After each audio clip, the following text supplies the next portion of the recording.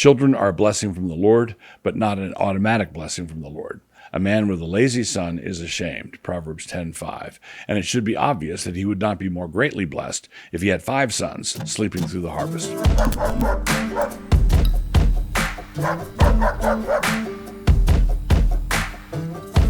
Yesterday, a friend called to chide me in a friendly way for the way in which I have not come down definitively on the question of birth control. My reason for this has been that when it comes to families and the size of them, we have more important things to talk about. But I've also recognized that I've had to say something, and I've done some of that in a couple of my books. But sometimes you have to say something more. So here goes. 1. The rise of our birth control-friendly culture and our abortion-friendly culture happened as twin parts of the same zeitgeist. This was all part of our cultural apostasy and our rejection of the Christian view of marriage and family. 2. We especially have to take care not to go beyond what is written. Slavish following of the world is bad, but so is knee-jerk reaction to it. 3. In making the previous point, I recognize that I'm departing from the historic Christian tradition on this issue, both Catholic and Protestant. This means that I differ not only with the Pope, but also with Calvin and Luther. 4. At the same time, because of the world's bias in favor of birth control, the world's representatives are not too scrupulous about distinguishing between forms of birth control that are abortifacients and those which are not. This unfortunately includes some Christian medical professionals who have gotten their training from a medical establishment which doesn't give a rip as to whether the method prevents the implantation of a fertilized egg or prevents the fertilization itself. This is the evil lurking behind the American College of Obstetrics and Gynecology's redefinition of conception as, quote, the implantation of the fertilized ovum. What this means is that someone can now sincerely say that a particular method isn't an abortifacient, although by the older definition of conception, it was. Beware of being misled. A culture that has killed more than 40 million infants thus far is not going to scruple about a few altered definitions. 5. This said, Christians also have to recognize the intent of a procedure and not build a dogmatic case on statistical likelihoods alone. It is true that some methods might make it less likely for a fertilized egg to implant in the uterine wall, but it is also possible that other daily activities might do the same thing. Jogging, weight loss, oil of Olay, beats me, I don't know. We need to trust the Lord and not the periodic worries caused by the great bale of statistics.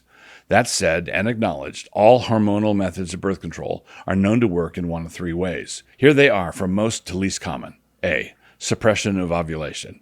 B. Obstruction of fertilization. And C. Prevention of the implantation of the fertilized ovum on the uterine wall. Many Christians know that the IUD is an abortifacient, using the older, untinkered with definition of conception.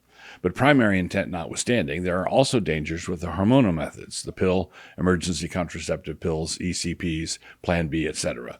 Dangers that do not exist with barrier methods like the condom, diaphragm, and spermicide. These don't place unborn children at risk of an inhospitable welcome to their first bed. 6. The scriptures do contain one example of birth control, the example of Onan, but this narrative is complicated by the fact that the whole point of a levirate marriage was the preservation of a deceased brother's name through a legitimate heir. Onan therefore defrauded his sister-in-law through the instrumentality of an act of birth control, which makes it problematic to say that he was struck down by the Lord for the birth control simpliciter. 7. While the scriptures don't say anything definitively about birth control as such, they do teach an enormous amount about the blessing of faithful covenant seed. This is one of the 3 main reasons for covenant marriage: the begetting of a godly seed, Malachi 2:15. This should be taught and emphasized in the church, and is the only really effective way to counter the world's anti-child bigotry. If this is effectively done, visitors to your church will think you must teach against birth control, and they will think this because of the large teeming population at the 3-foot level that they can see during fellowship hour. 8. More is involved in raising up a godly seed than to have a man with dogmatic convictions about birth control, matched only by his unwillingness to feed, read to, educate, pay tuition for, bestow upon, and love the results of his dogmatism. There are no promised covenantal blessings for the self-absorbed proprietors of stud farms. 9. Children are a blessing from the Lord, but not an automatic blessing from the Lord. They are a covenant blessing, which means the terms of the covenant must always be believed and remembered. A man with a lazy son is ashamed, Proverbs 10:5, and it should be obvious that he would not be more greatly blessed if he had 5 sons sleeping through the harvest. 10. Pastors and teachers should take special care to make sure their teaching and their practice of discipline line up. It is sometimes easy to say things in the pulpit which, if taken seriously, would necessitate church discipline for any violators. But to be all bark and no bite is a good way to bring the authority of the pulpit into disrepute. Don't call it something you are not willing to treat it as, but the balance here should be determined exegetically and not by pragmatic cowardice. 11.